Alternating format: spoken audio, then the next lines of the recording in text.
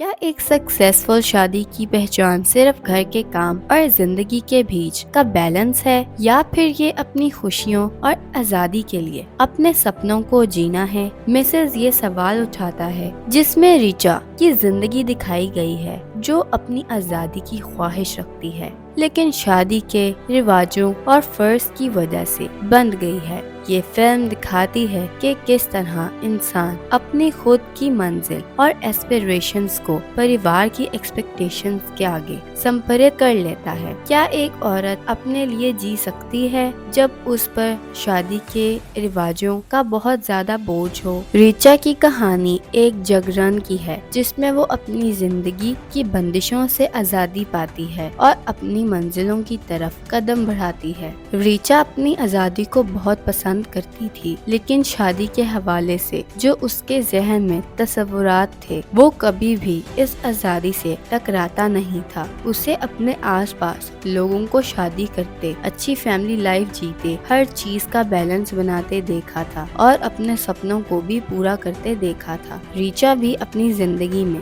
सब कुछ समझदारी से करने को तैयार थी, बस यही चाहती थी कि उसका पार्टनर भी उसकी तरह समझदार हो। रिचा का मन था कि शादी में जो भी हो वो अपनी खुद की आजादी और इज्जत को कुर्बान नहीं करेगी। दिवाकर, जो एक गायनेकोलॉजिस्ट था, रिचा को काफी इम्प्रेस करता था। उसने सोचा था कि दिवाकर बहुत प्रोग्रेसिव होगा, क्योंकि इंडियन सब कॉन्टिनेंट में कम लोग गायनेकोलॉजिस्ट बनकर अपना कैरियर बनाते हैं। लेकिन कुछ दिनों में रिचा के सारे एक्सपेक्टेशंस जो उसने शादी के हवाले से बनाए थे टूट गए। जब तक रिचा की मदर इन लॉ उनके साथ थी, तब तक सब कुछ ठीक था, लेकिन जैसे ही वो अपनी बेटी के घर चली गई, रिचा की जिंदगी का सफर बिल्कुल ही उलट गया। रिचा ने देखा कि उसकी मदर इन लॉ हर सुबह जल्दी उठकर घर के सारे काम करती थी और पूरे दिन के काम को मैनेज करती थी। रिचा को लगा कि एक बंदे मर्द को ऐसे स्पून फेड होने की जरूरत नहीं।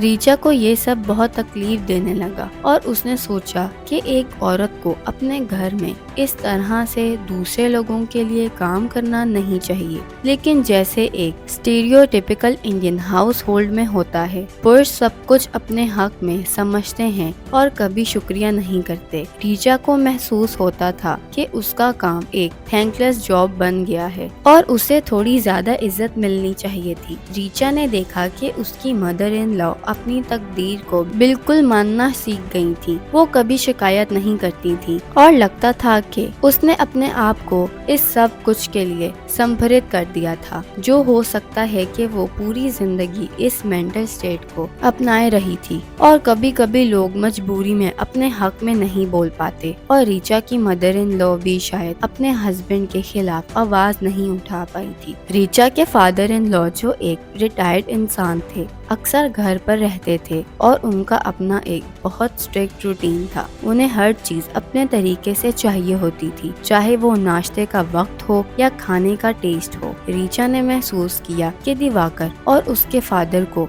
लगता है जैसे उन्होंने होटल में स्टे किया हो और हर वक्त बेस्ट सर्विसेज की उम्मीद करते हों। रिचा ने सोचा कि वो सुबह से शाम तक काम कर रही थी, लेकिन कोई भी उनको शुक्रिया नहीं कह रहा था। ऐसे स्कार्स्टिक कमेंट्स जैसे कि रिचा अच्छी कुक नहीं है, घर संभाल नहीं पाती, घर वालों के मुंह से निकलते थे, जो कि रिचा को अच्छे नहीं लगते थे। और दिवाकर ने रिचा को एक कमोडिटी समझकर उसे अपने हिसाब से चला दिया। रिचा को ये जिंदगी से बहुत तकलीफ हो गई थी। फिर रिचा ने अपनी पैशन डांस को फिर से अपनाना चाहा। उसने कहा कि वो अपनी डांस ट्रूप के साथ फिर से परफॉर्म करना चाहती है। रिचा ने एक स्कूल में डांस टीचर की जॉब के लिए अप्लाई भी किया था, लेकिन दिवाकर और उसके फादर ने इस बात का बिल्कुल ख्याल नहीं रखा। उन्होंने सीधा कहा कि घर की लड़कियों को ऐसे बेइज्जत चीजों में नहीं जाना चाहिए। रिचा ने कई बार अपनी फीलिंग्स को दिवाकर के सामने रखा, लेकिन वो इंसान पूरी तरह से शैलो था। उसने रिचा को अपने इमोशंस को गलत समझकर उसकी कमी समझा दिया। दिवाकर ने न सिर्फ मेडिकल फील्ड में अपनी पढ़ाई की थी, बल्कि वो लोगों को गैस लाइट करने का एक्सपर्ट भी था। रिचा को लगा कि दिवाकर अपनी जिंदगी के बहुत से नॉर्म्स को समझने में बिल्कुल भी इंटरेस्टेड नहीं था। एक वक्त आया जब रीचा को अपनी हिम्मत टूटती हुई महसूस हुई। सब लोग फ्रेंड्स और फैमिली उसके पैसिव एग्रेसिव बिहेवियर को देखकर उसका मजाक उड़ाते थे। फिर एक दिन जब दिवाकर के फादर का बर्थडे था और जैसे हमेशा होता रीचा के घर से सारे काम करने की उम्मीद थी। रीचा का सब्र अब खत्म हो गया था। उससे अब सब कुछ छुपाने का और सब कुछ बर्दाश्त करने का वक्त खत्म हो गया था। और जब दिवाकर ने गेस्ट के लिए लेमोनेड बनाने का कहा तो रीचा ने उनको गंदे पानी से भरा ग्लास दे दिया। वो पानी वो गंदा पानी था जो पाइप से लीक हो रहा था और रीचा ने दिवाकर को काफी दफा कहा कि उस पानी के पाइप को ठीक करवा दे। जब दिवाकर ने गुस्सा होकर किचन में आकर